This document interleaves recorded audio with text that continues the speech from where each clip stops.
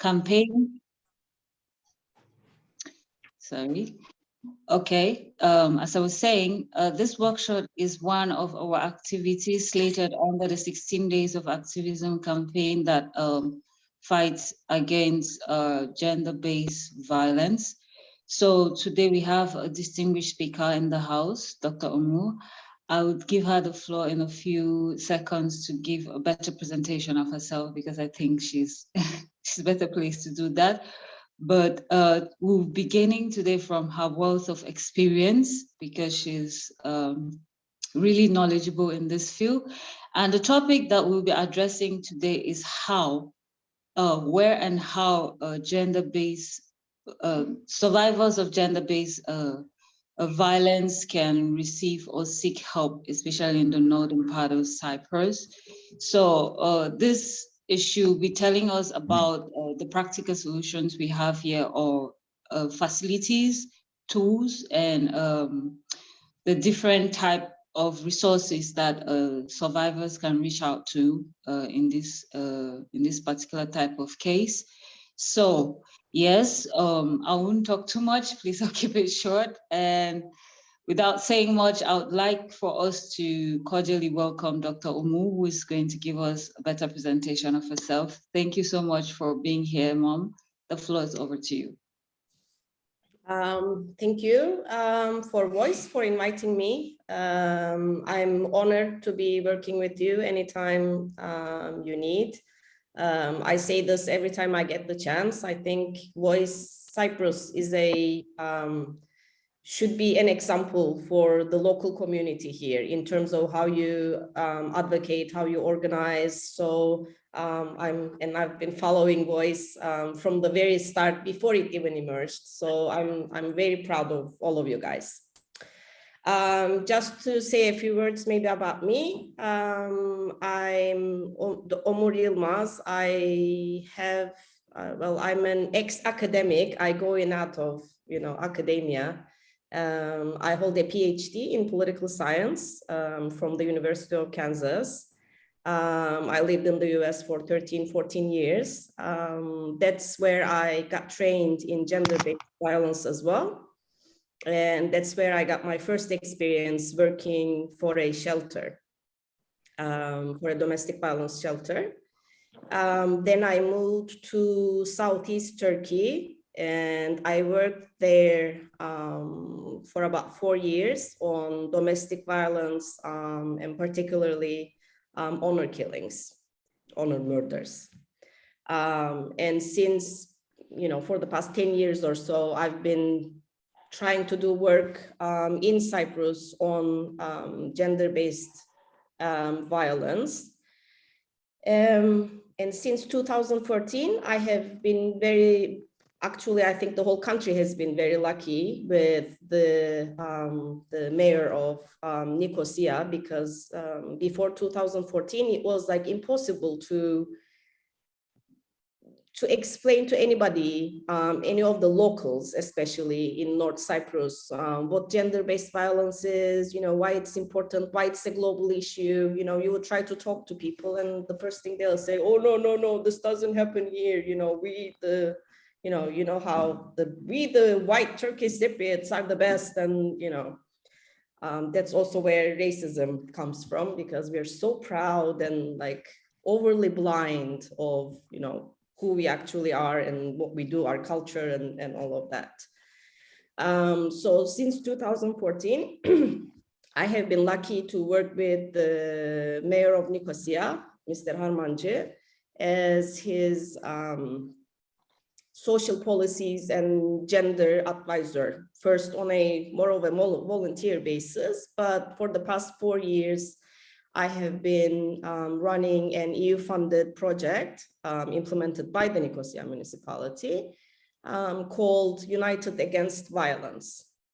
And this is how we came to have finally a domestic violence shelter, a women's shelter in the north. And that's also how we have been able to do most of our activism and such, like from a political, from a public administration perspective. Before that, I used to work in civil society and try to advocate and lobby. But for the past 4 years, I've been working from the Nicosia municipality, and this gives us a lot more strength and power in terms of working with other institutions as well. So when I look at the title of this workshop, I see that it's about gender-based violence and mechanisms of support and how you can reach them. So I first want to make a distinction between gender-based violence and domestic violence, because the laws, the rules and regulations also differ. Domestic violence is a subset of gender-based violence. Gender-based violence is any type of violence you would experience because of your gender, either because you're a woman or because you belong to a certain sexual minority based on your sexual preferences or your gender identity. So this could be something you're just walking in the street and somebody that you don't know assaults you, sexually assaults you, for instance. That would be gender-based violence, or says degrading things based on your gender. That's gender-based violence. Or in your workplace, you are exposed to violence and discrimination because of your gender. That would be the general gender-based violence. When we talk about domestic violence, we're talking about violence between partners. This could be, or ex-partners.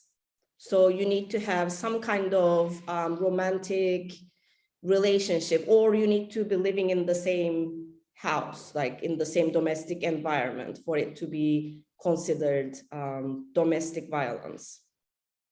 The distinction is important because when you experience gender-based violence, that's not domestic, somebody you don't know, and you're harassed in the street or at a bar, you can get away from that, likely. You don't need to see that person again. But when you experience domestic violence, that really restricts your ability to just escape without damaging consequences, because you're most likely either living in the same house, or you used to live in the same house, or you have close connections, or you used to have close connections. And so it's different. Therefore, the regulations here are also different. I'll get to different types of violence a little bit later. But I just, I first want to focus on how the police would treat these different types of domestic violence, like gender-based violence differently. Currently, and this didn't used to be the case, but since 2018, the police now has special regulations for domestic violence. Doesn't matter if it's physical violence, sexual violence, or emotional violence. If somebody just threatens you with something, like a partner or an ex-partner, without any physical altercations, that would still count as domestic violence. If this happens, it's police is required to detain the perpetrator for 24 hours. No questions asked. Let's say you have been assaulted, physically assaulted, or verbally assaulted, or threatened, and you go to the police.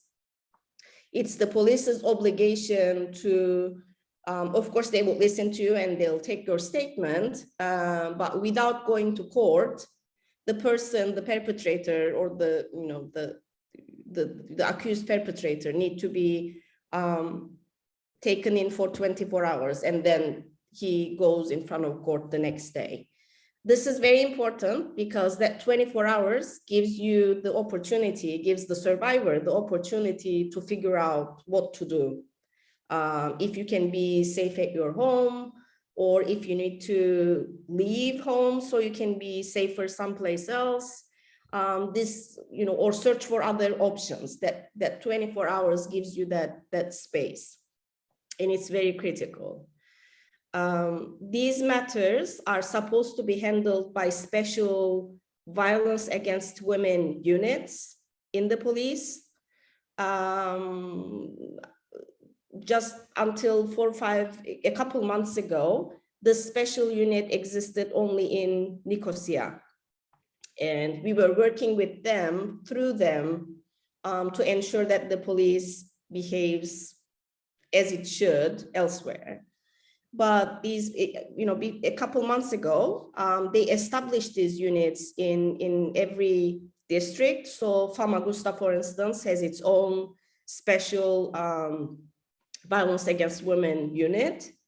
And again, like when we talk about gender-based violence, it of course doesn't only include women, but the police, in terms of police response, we have these specific violence against women units, but these units only respond to domestic violence cases.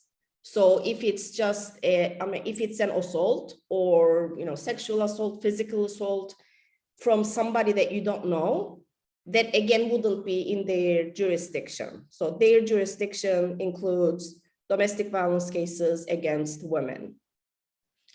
And they have these special rules that they need to follow. As I said, these units are still new in other districts, so we are still hearing that they are not working perfectly. And we didn't expect them to be, because they need to get over these like mental prejudices and things that that have been there for ages. So it's going to take them a while, but we trained all of them. We held like one whole day trainings, so they know what they need to do. But there might be, of course, you might encounter issues.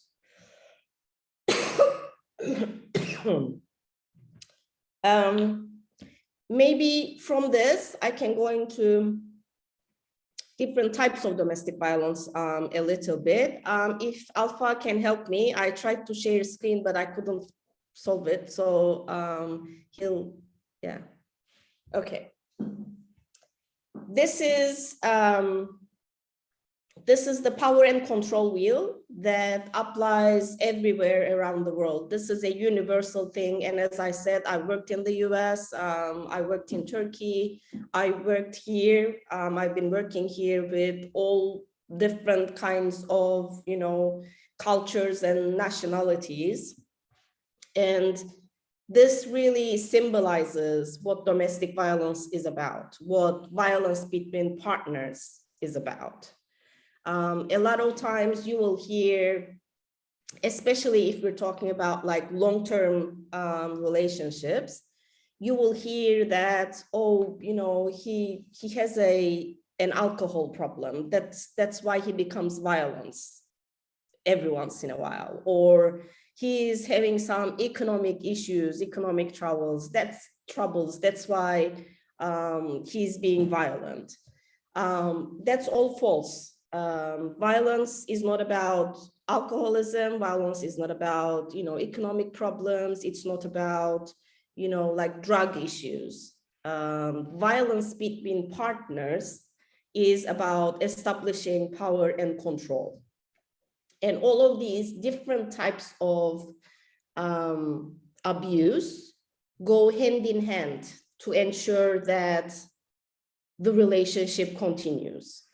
If you had only physical violence in a violent relationship, in an abusive relationship, the survivor would probably not go along. Like, it happens once, it happens twice. The third time you would say, oh, I'm not going to deal with this. I'm getting out.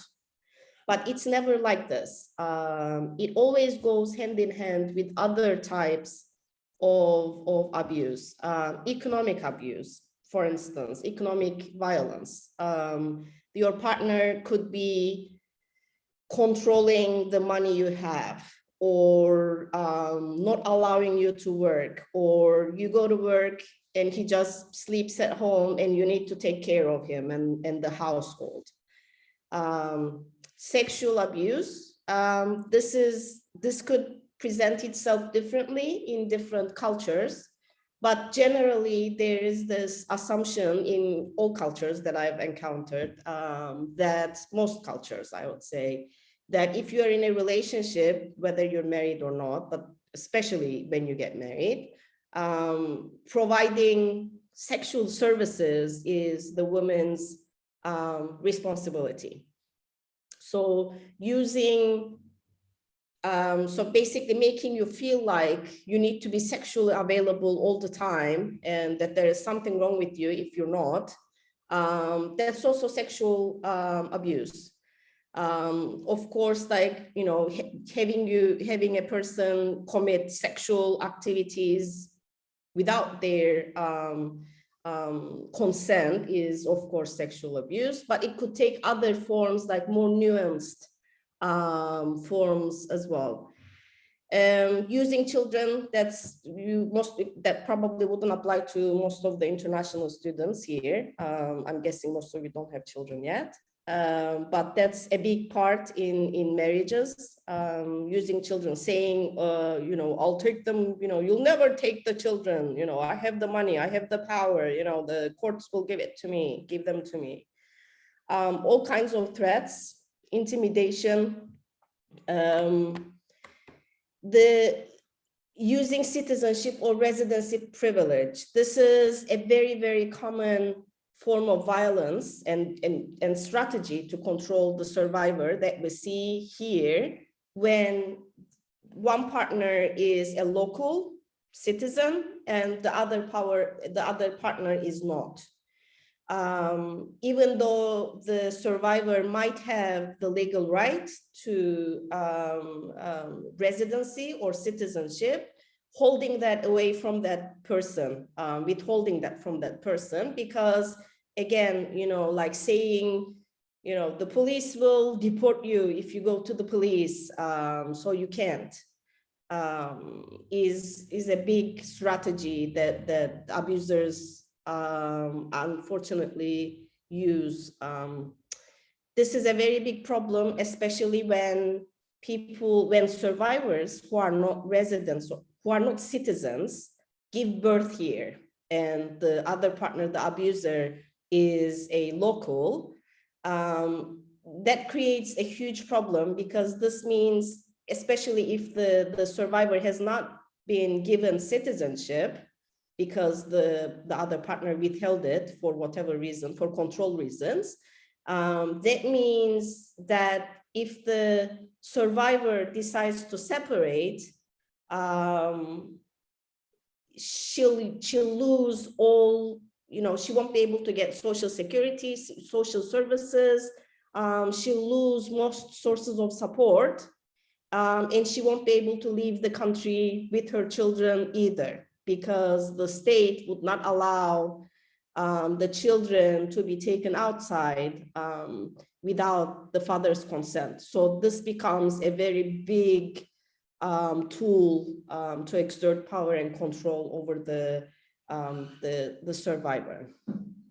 The one thing I left it to the end, I think the most important sign of domestic violence, partner abuse, that we see is isolation. That should be a big warning sign. What we mean by isolation is trying to control who you see, trying to control who you talk to, trying to control who you become friends with, is a very big problem. I'm guessing that this could be a much bigger sign among international students, because you are already isolated, you are already away from your natural support systems, like you're already away from your family, you're already away from your country. So finding here people that you can trust is difficult enough. If the partner is limiting who you can talk to, who you can associate with, means that you become really isolated. So if you end up in a relationship where the only person you see, most of the time at least, the only person you can talk to is your abuser, after a while, and think, I mean, and as I said, like this emotional abuse is always part of an abusive relationship, like degrading you, making you feel like you're worthless, you know, you're ugly, you're gaining weight, you know, you're not looking after yourself, you know, like you're useless, you can't do this alone, and all kinds of things. If this is coupled with isolation, then the survivor ends up starts seeing herself from the eyes of the abuser. This is very, very dangerous because it strips the person from her own self-worth. Basically, you start believing whatever the abuser tells you. You know, you're worthless, you know, you have nobody you can trust in this country anyway, you know, you're dependent on me, you have to do what I say, you know, you have to continue the relationship. And this becomes a vicious cycle in which the abuser, the survivor feels trapped. This traps you. So in terms of like warning signs, I would definitely, you know, highlight isolation. Most of the time in our culture, for instance, this is done by saying, you know, I'm so jealous, that's why, you know, I don't want others to see you, or I don't want others to think this of you. Here, it's mostly isolation is usually excused by, you know, jealousy. And well, you know, he loves me, that's why he is jealous. So, you know, I just go along with it. But that's a very big warning sign that we have to be very careful about, because once we're trapped in it, then we become unable to see that what we are experiencing is emotional abuse, that what we're experiencing is physical abuse or sexual abuse, and that this is not, you know, okay.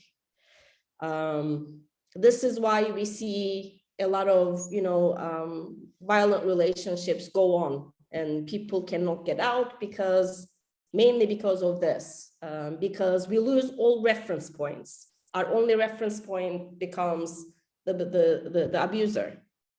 So we end up not seeing what's going on in the relationship.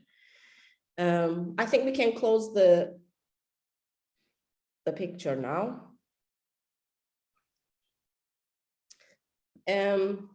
One of the difficult things that if you have any friends who you know are experiencing domestic violence, partner abuse, it's very difficult to know how to handle that as well. So I just want to talk maybe a little bit about that as well. The biggest mistake we can do if a friend, a close friend, or somebody we know is experiencing domestic violence, the worst thing we can do is make them feel ashamed of, judge them and make them feel ashamed of the violence that they're experiencing. We see this a lot in society, saying, well, if she was being beaten, why didn't she just leave him? You know, or if she was being abused economically, why didn't she just leave him?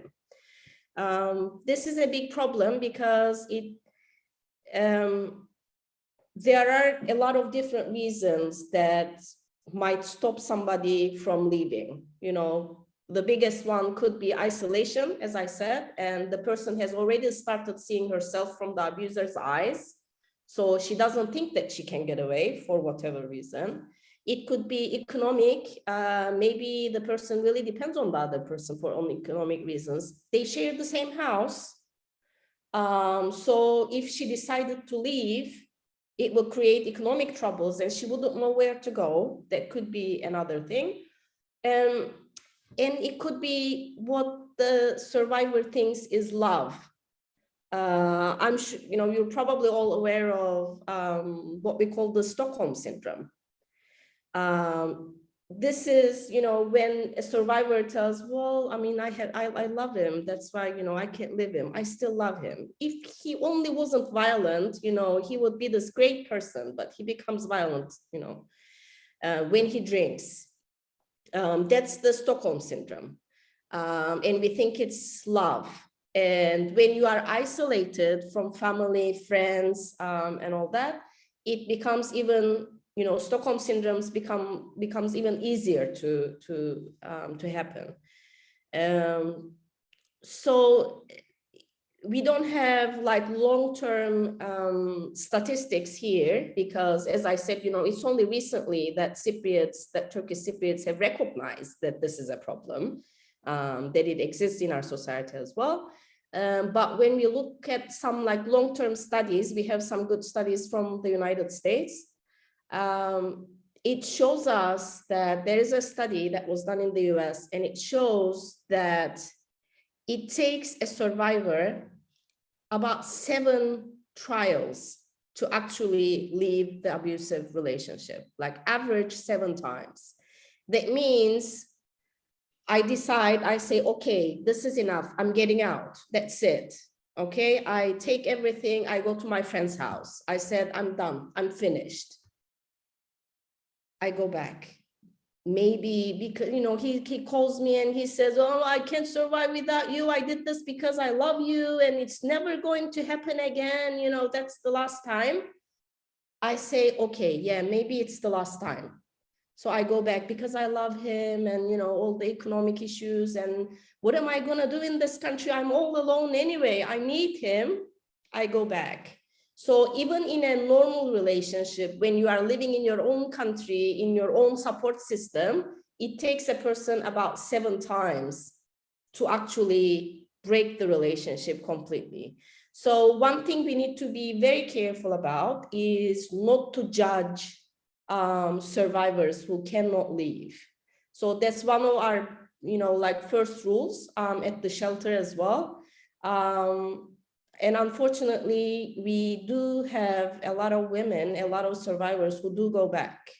And it's very heartbreaking for us, but we can't judge them. The only thing we can say is, well, if you decide again, we're here. If you need any time again, we're here. So I think it's important on your part as well, like if you're dealing with friends who are experiencing these kinds of things, don't judge. Don't tell them what to do, because the only person who knows the right time to leave is the survivor. Because again, when we look at statistics, the highest risk of murders in domestic violence cases is when you actually make the final decision to leave. So it might also be for security reasons that the person decides to stay in the relationship for some more time. So what we can do, and we do get a lot of calls, for instance, where, we just provide guidance, but the person is not ready to leave, to take the step yet. So in those cases, what we do is we try to create a security plan.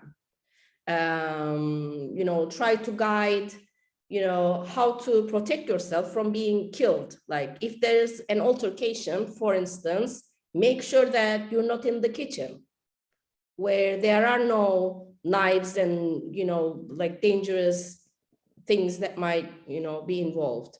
Or make sure that you don't get stuck in a room from which you cannot get out. Make sure that you have your phone with you at all times, or things like that. So security planning becomes very important. And once you make the step, once the survivor makes the step to get out, as I said, like the police, if it's a partner violence case, the 24-hour detention that you can get with the police is key. And the other thing, the other most important probably tool that we use is what we call protection orders or restraining orders.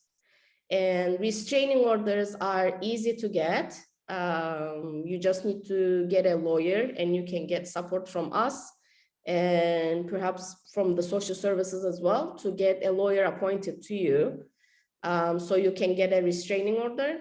And restraining order basically means that the person cannot come near you, cannot call you, cannot message you.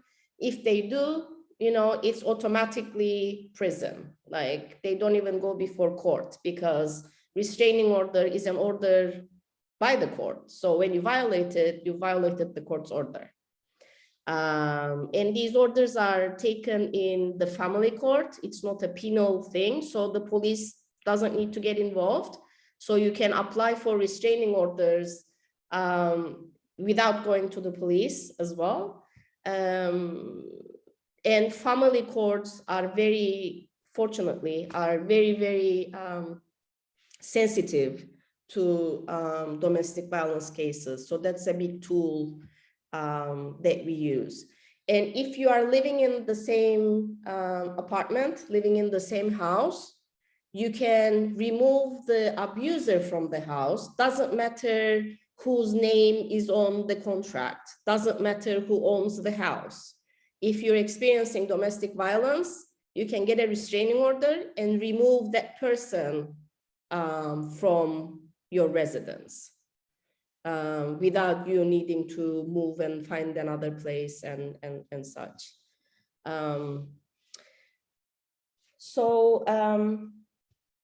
Where and how to get support, I'll talk briefly about that, and then I'll open to questions and comments. You can, of course, you can call the police if there is an emergency event anytime, 155. But I don't know how they are good with, like, I don't know if you can find English speakers when you call 155. Okay. 183 is a very important number.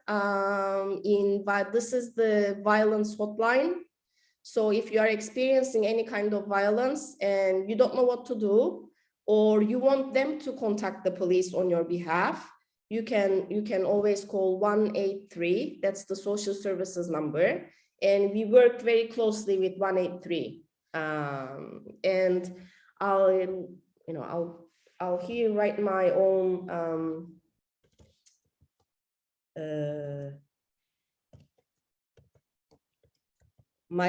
cell phone as well. I'm on call 24/7. So we work with, and what we have done since 2018 is we have a coordination mechanism, which includes the police, us, social services, so we can manage cases like in a quick manner. So if I get a call, I alert the police right away, whoever is the relevant police, Famagusta police, Nicosia police, Karpaz police, doesn't matter. When social services receives a call, they inform us. So we work closely together. So if you cannot get a good response from 155, I would suggest, either try reaching me or try 183. And they can speak English. 183 can speak English as well. And finally, just very briefly about the shelter. We have a women's shelter. It was initially launched as a domestic violence shelter, specifically geared for domestic violence. But because it's the only shelter in the country, we have been catering to refugees when they need temporary places to stay. We have been catering to trafficking victims. And we also cater to LGBT persons who self-identify as women. So transsexual women, for instance, are also welcome. So it's all like self-identification, how they self-identify is, like self-identifying as a woman is enough. And we have a process, like sometimes people reach us directly. A lot of times social services or the police reaches us when they get cases. If they have safe shelter needs. And we just need to do a risk assessment because we don't have unlimited space. But now recently we have moved to a new shelter, which is much nicer, and it gives people their own individual private spaces as well. The old shelter didn't do that. And our capacity is higher right now. We've never encountered like capacity issues before, like, you know, we fit people in, maybe not like, it wasn't ideal, but with the new shelter, we don't anticipate any issues like that. So sometimes shelter could be a good option if you need to leave the abusive environment and you need to get a restraining order. Shelter is a good option because it gives you that time so you can, you know, come to the shelter, take care of the restraining order, because the restraining orders you can get very easily, you know, in a day, but they need to be served before they become operational, before they become effective. So sometimes that serving part might take a couple days, sometimes a couple weeks, unfortunately, but the shelter can provide you can provide survivors with that safe space to stay until the restraining order becomes enforceable. Other than that, like people staying at the shelter can, you know, they get legal aid. If they have economic issues and they can't afford their own space, the shelter gives them the opportunity to stay for, you know, 4 months, 6 months, however they need, until they become able to afford their, we try finding jobs and all that, until, you know, economically empower survivors until they can afford standing on their own feet in a secure way. So I've gone, it's been a little, I think, here and there, but this is mainly what I have. I can take questions and comments if you'd like.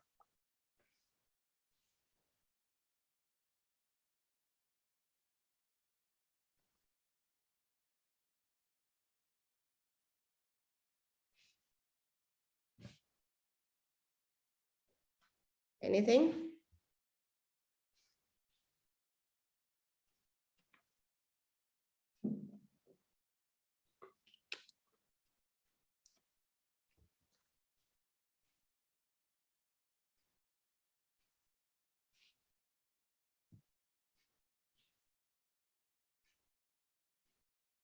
I don't know if somebody is moderating. I see Nancy's hand, but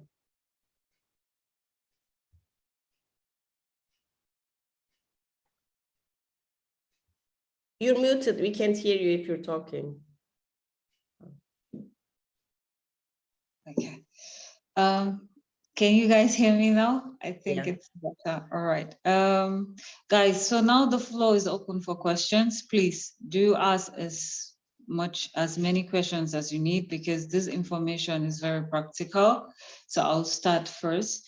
Ojam, I'd love to ask just a simple question. How accessible is the shelter to international students? Do we need any special, by law, do you need any special consideration as an international student or as a foreigner to be able to get into the women's shelter? Does that apply? Are there some regulations that apply when it comes to foreigners or international students on the island? No, we're open to everybody, whether you are a registered student where you have outstayed your visa and you're illegal here, none of that matters. We don't check we don't ask your, you know, residency status. We don't ask your immigration status. Our only consideration is whether you have experienced violence or whether you are at risk of experiencing violence. So the only, unfortunately, the only cases we cannot handle is like homelessness cases because of like economic reasons. So if there is no violence background to it, it's very difficult for us to, again, we'll need to do a risk assessment, but homelessness cases would be the only cases that we say, unfortunately, cannot accommodate. But other than that, yeah, we don't even ask. And it might also be the case that people are afraid to seek out help because of their status. In those cases, reaching us might be a good option. So we can, because if you go to social services, well, it's a, state body. So, or if you go to the police, it's a state body. So people might be scared of, because of their status, if they don't have a current legal status here. But coming to us would be a good option in those cases where we can manage the case together and make sure that, so nothing happens because of your status. Thank you, Jam. Any more questions, guys? Can I ask something? Of course. Have you been, like, what kinds of cases are you receiving, or what kinds of appeals are you receiving or hearing about partner abuse, like in your community? Of course, there has been a slight increase in, say, domestic violence, especially between students that cohabit together, say, are in relationships. But you also mentioned something here with regards to the economic abuse. And we find that most of this is surrounded around that economic abuse part, not per se that the abuser is withholding their source of income, but because the abuser is the one who is the provider. So you find that most of the girls that experience this situation, they usually say they do not have a choice but to stay in such environment because the abuser is the main provider. So during the pandemic, we actually had quite an increase in the number of domestic violence cases, especially amongst international students.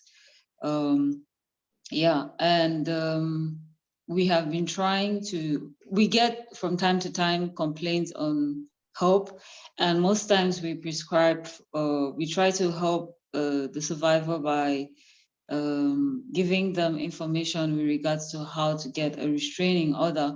But like I said earlier, we find that most of them choose to stay in this situation because of the economic constraints. So it has really been difficult managing. And also we have the Stockholm Syndrome you talked about. So, but nevertheless, where we've been able to push forward and help people get the required information and help that they need, we have done so. So for now, I think that's what we've been dealing with. Guys, the floor is open. I can't talk over myself, so please ask your question.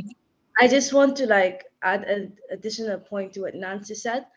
Other than the financial dependency, I think us as international students coming from different cultural backgrounds, but specifically, mainly Middle Eastern, quote unquote, Middle Eastern countries and African countries, there's a lot of stigma around domestic violence in general. So for us, the cases that we've been handling, there's the part where the survivors want to leave, and then there's the part where it's becoming more difficult because there's blackmailing, getting family members involved, and a lot of survivors would rather stay in an abusive dynamic rather than have the choice to get their families involved, because there's, like you said, there's a lot of cultural baggage. There's a lot of concepts of honor killing is still existing in our home countries and such. And you think that now we're in a new country, the experience is different, but no, we are at the end experiencing the same cultural baggage that we would face in our home countries. So this is one more point that I wanted to add. So I think those conversations are really important because we really need to challenge those social stigma, because they are threatening people's lives. Many domestic violence survivors are literally still trapped in their abusive relationships and dynamics under threats to involve their family members or to, of course, the other emotional manipulation factors. Yeah. I think someone had a question. please, you could go ahead and ask.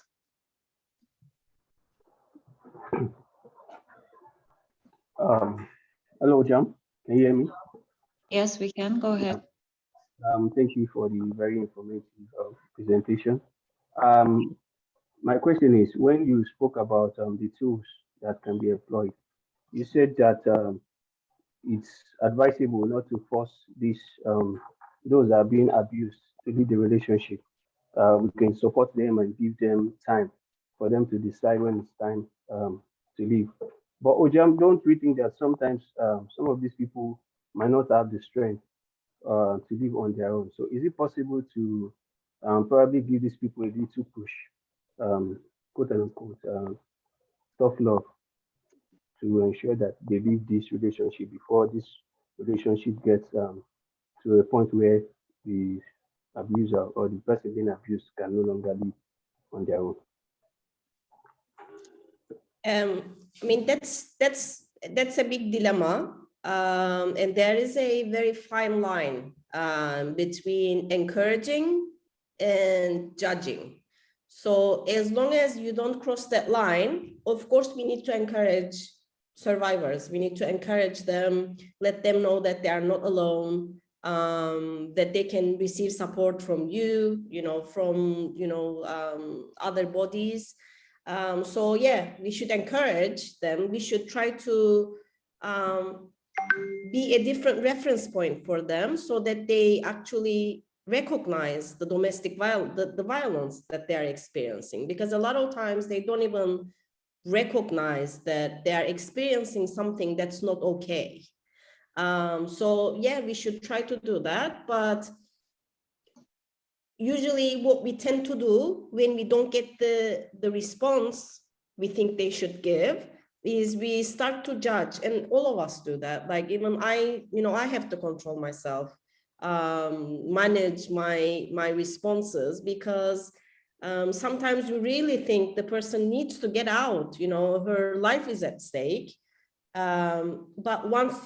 But if they are not ready and you pass that boundary, you cross that boundary and they feel judged by you, then you're no longer a support point for them. So they go even deeper into the abusive relationship. So yeah, we should encourage, we should try to make them aware, we should try to empower them so they can make their own choice to get out without being judgmental, without making them feel like they are stupid because they are still in this relationship.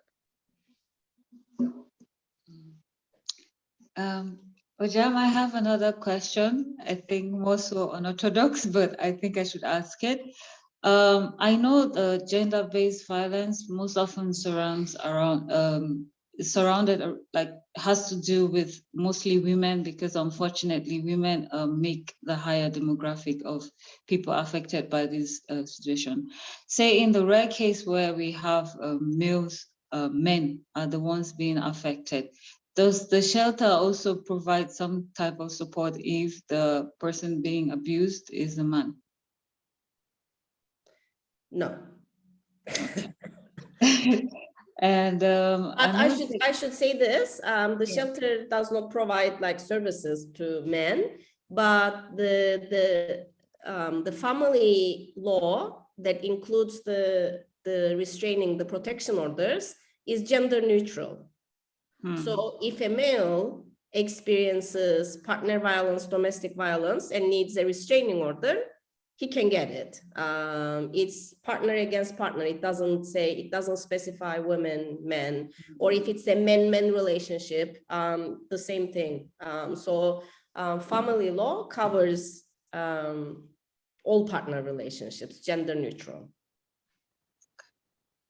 And my last question before I stop talking, Ojam, I also wanted to, if you could highlight a little bit the legal ramifications for international students who are abusers, because it's important that we understand how the law will apply for an international student on the island if you are an abuser, how is that going to affect you? Does it involve deportation, prison time in the extreme case where, say, for instance, it goes to court? How is this? How does it play out legally? Normally, internationals who get sentenced, like, you know, you go to court and the court is finalized and you get a sentence. The person serves his time and then is deported. That's how generally the regulations work. If there are, like, exceptions, there might be some exceptions, but generally, yeah, deportation would be the next step once you serve your case. And in a case, sorry, in a case where you're a student, do you usually, does the university expel you out of? Is that within the university regulations to expel the student in case they're the abuser? I'm not sure. That probably depends on, like, there might be some specific university regulations different for each university. So you should inquire about that, in your own rules. I think Palma had some questions. Yes. Over to you, Palma. Can you hear me? Yeah. Yes. Yeah, so I just have a few questions and some comments. I agree with what the other lady said about societies and communities that bring the same stigma from home. Because even if you're in a bad situation, sometimes the solution for international students is, why don't you just go home? If you leave Cyprus, everything disappears. But you can't now talk to your parents and be like, I'm in an abusive relationship. You're not supposed to have a boyfriend. Like, we sent you there for school. How did you get a boyfriend? How were you living with him? So you don't know how to reach out to people. So that also hampers people from reporting. And then also the part of the communities as well. People have their country, like, communities in each school. There's also that judgment. If the person who abused you comes from your community, everyone's going to be like, the president? Like, no. And then everyone, like, gossip about you. That's supposed to be your safe space where people help you, but it actually ends up being detrimental to be in such communities, because everyone will know your business, for lack of a better word. And then also, because of a personal experience with, like, friends, I just wanted to ask, how effective is a restraining order? Because the victims in question were like, okay, if the police do something about the abuser, what about his friends? Because the moment, like, the charges were like, we went to the police station or something like that, he went and told his friends, this girl is saying this about me. So the friends got angry. So the fear wasn't just about, okay, the abuser, but his friends could also just come and get me. Walking around on campus was uncomfortable because the friends will also give you some kind of look. So is there a way to protect people from, like, the extended network of the abuser, or you have to also press charges against them?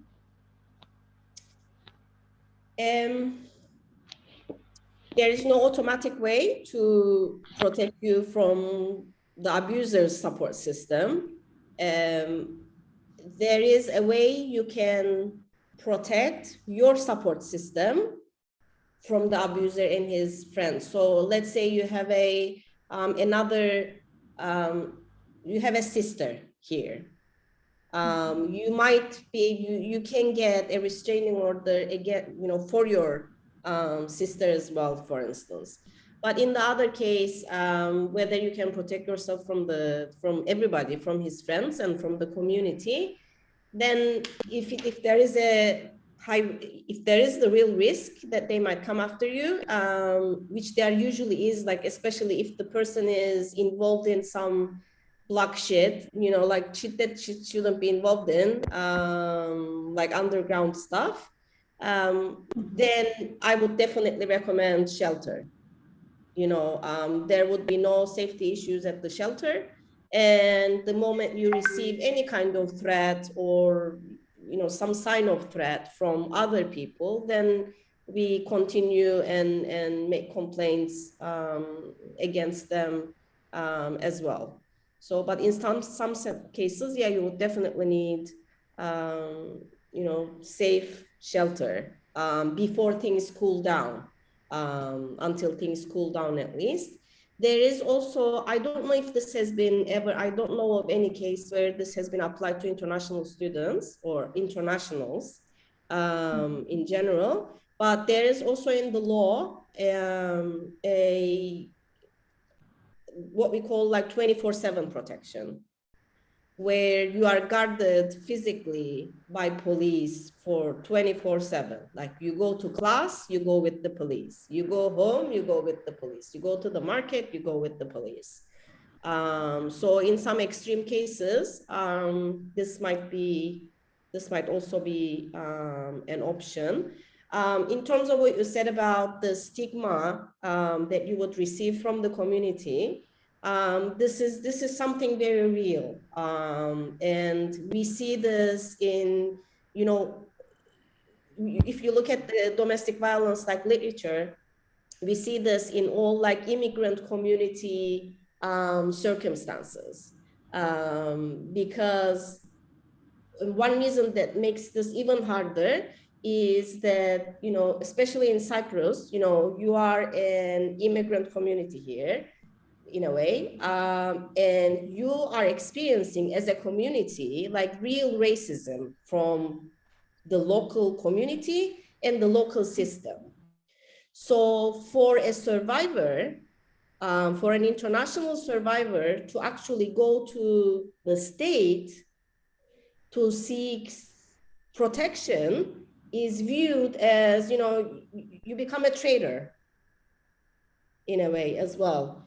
This is something, for instance, that, you know, we experienced a lot when I was working in Southeast Turkey. That's the biggest issue, because, you know, Kurdish women, they are facing, you know, abuse from Kurdish men, but there is this idea that the Turkish state is the abuser of the whole community. So how can you go to them against one of us? So I'm guessing that this is a major issue for the international community living in the north as well. And the only way you can, this is very difficult to overcome, but, you know, the support system, like gender aware support system, becomes very important here. Like women really need to be, like you need to be vocal and openly supportive, and, you know, always fight with this, because this is the reality, and I'm sure it's a very big problem.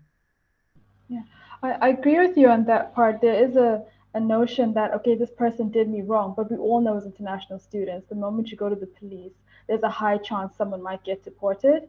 So it's like, okay, they did me wrong, but I don't want them to get deported. Back home is difficult. We know the struggles. We come from the same place. So I don't want to ruin their life completely. So there is that that stigma. And also, just one more thing, do you have, I know it's a sensitive topic, but do you have any testimonies about women from the shelter? Because when people say women's shelter, or shelter in particular, there's this connotation and perception that it's a rundown place, that it's like you related to like the homeless shelter, or like, for lack of a better comparison, the dog shelter. So it's not really a positive thing. Like people don't want to say, I went to the women's shelter, because it sounds like you're suffering, even though you are. Is there a way to show people that this is a safe space? It's like a friendly. Hold on, I'll just send you, give me a minute. I didn't prepare any, but from Facebook, I'll send you a link so you can see some pictures of the new shelter. Unfortunately, we were not very proud of the old shelter. It was still a good place to live, but we are very proud of the new one. Hold on.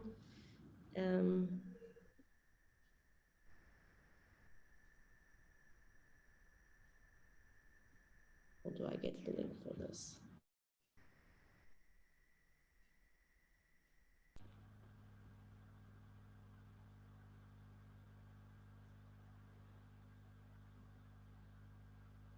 The link, and I haven't been able to find, I don't want to take a lot of your time, but I'll find the link and send it to you, so you can see it. Sorry, I can't find it right now. I don't want to. Okay, no problem. But it's a very good, the new shelter has been designed. We've done it's just opened, the new shelter, a couple days ago. We've just moved in a couple days ago. It's a building where, like, with 12 private rooms, with their own bathrooms and showers and, you know, beds and everything, like hotel rooms.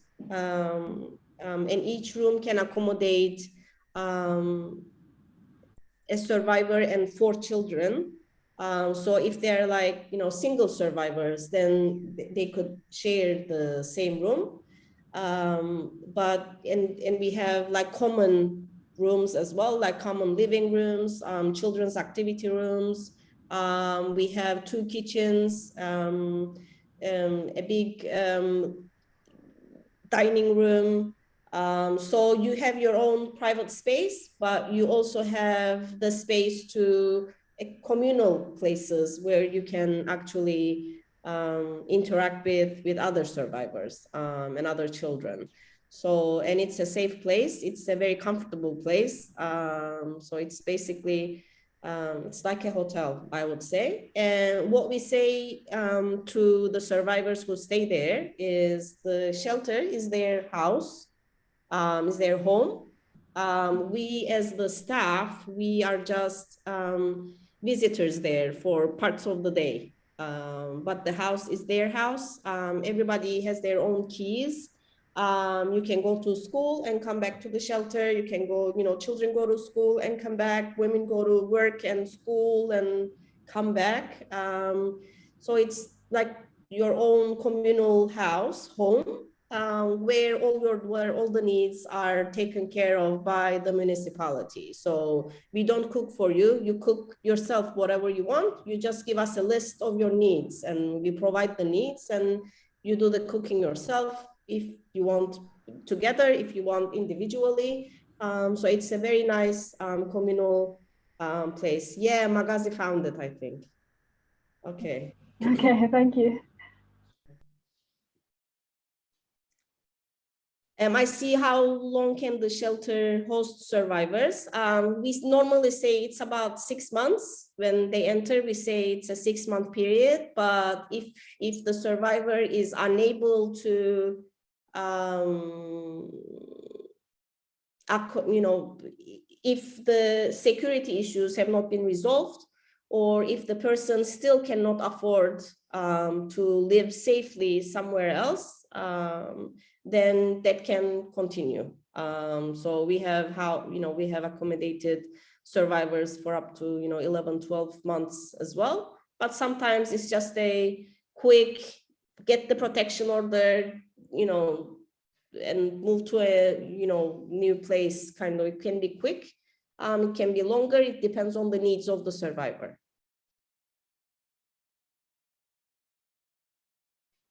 Ojam, I think we have another question in the comment section, a little bit longer. It says, talking about abuse based on some past trauma or anything. Some people self-abuse and harm themselves, and this not only affects them, but those around them and those trying to help. How do we deal with people like that? Because they are hard to get help, and sadly many around them don't understand them. Is there a space for people like this while healing? Also, though I don't know if they can be considered survivors. I mean, that's probably more of a psychiatric issue. If you are dealing with some heavy trauma from the past, and I don't know what they mean by specifically if they had something in mind when they say self-abuse, but definitely, you need to see a psychiatrist. They need to see a psychiatrist. They need to be convinced to get support. I'm sure your universities have psychological guidance units as well. So maybe they can be a good place to start. So ordinarily, someone who is a survivor at the same time is self-abusing would not qualify to stay in a shelter for the time being before getting the help of a psychiatrist. I think this is what the person is trying to find out. if they are experiencing violence, yeah, we would definitely consider them like for the shelter. But if they have the risk, like if we can observe that there is a risk of suicide, or if we observe that there is a risk of harming others, then we would guide them to get psychiatric services first before we can take them into the shelter, because at the shelter we don't have any psychiatric expertise, and we need to ensure that the person is safe and everybody else at the house is also safe. So Okay. We have one more question, Ojam, and this goes, how about the confidentiality?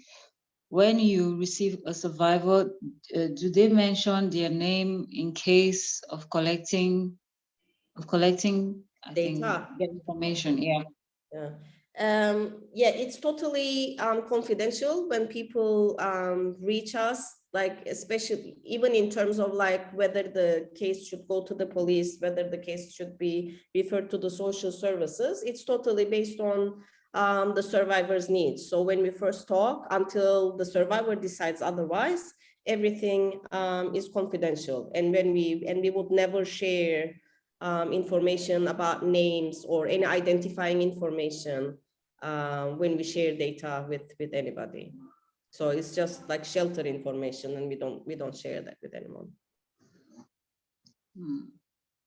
Any more questions, guys? None. Just for reference, I think Magazi put in the link from the Facebook. So for those who are interested in finding testimonies about the women's shelter, please do go to the to the Facebook page. I think you'll find more information on that. So thank everyone for making out time, especially Dr. Omur for giving us this very informative lecture. And just before we close, I would like to say a couple of things that are unrelated, but also important. I think later today at 5 p.m., we'll be having another workshop on human trafficking. So guys, please do come and participate, because it's a follow-up from this. And also on the 10th of December, we are having another important event. I'm sure if you've been to any of the Voice pages, Facebook, Instagram, you're also going to find this information. So just go by and check and make sure to attend. And once again, I want to say thank you so much, Dr. Omur, for the time and this information that you've shared with us today. Personally, I would say that it's very useful. We've learned so much. At least we're equipped with the basic information in terms of dealing with gender-based violence survivors and domestic-based violence survivors. So, guys, if you don't have any more questions to ask, I would like to leave the floor to Dr. Omur to say a couple of words before we sign out. Yeah, I mean, thank you to Voice, and thank you to all of you for participating. You are doing a great job. Keep up the good work. I think it's very important that your own communities hear directly from you and feel the support. So I'm available here anytime you need anything. So thank you. Thank you so much, Ojam. And please, everyone, if you have more questions, don't hesitate to send it on the Voice pages. We could always forward it to Dr. Omur. Yes. And she can always give you feedback, whatever your concerns are. So thank you, everyone. I think we've come to the end of this session, and hope to see you people at 5 p.m. again, where we'll be talking about the red flags of human trafficking. So thank you again, and have a blessed afternoon. Thank you, Dr. Omur. Thank you. Bye. Bye.